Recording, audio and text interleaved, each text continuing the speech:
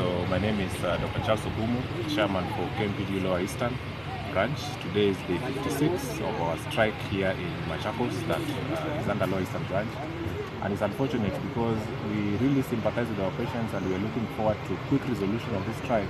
But the problem is we have a county government that is slow to act and letting patients suffer. We are doing day 56 today. We see that suffering continue and prolong. And to add salt into injury, we have a situation whereby the same county government has held on to salaries of these same doctors, some of whom have been offering minimum services as the court advised. We have been offering minimum services, and we know very well the strike has been legal and protected.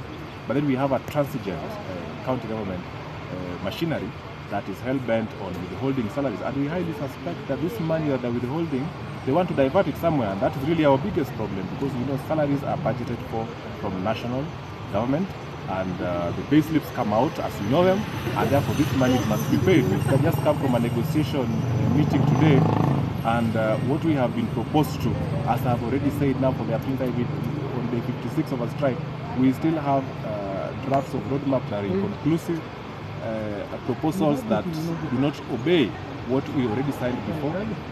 For example, we had agreed previously all these issues were to be sorted by January of this year, 2024. We are in December. So if people choose to down tools for issues that were supposed to be sorted out in January of this year, then obviously the problem is not with the worker. It is clear that the problem is with the employer. And if the employer has challenges, the employer should come forth and say, look, this is a challenge we have, please let's avoid this strike.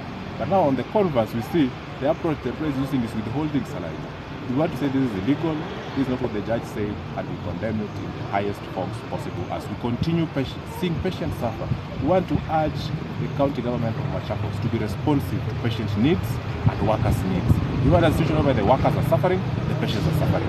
Only the county government is enjoying. We want that story to change. So we want to call upon them, wherever they are, to consider patient suffering. Thank you.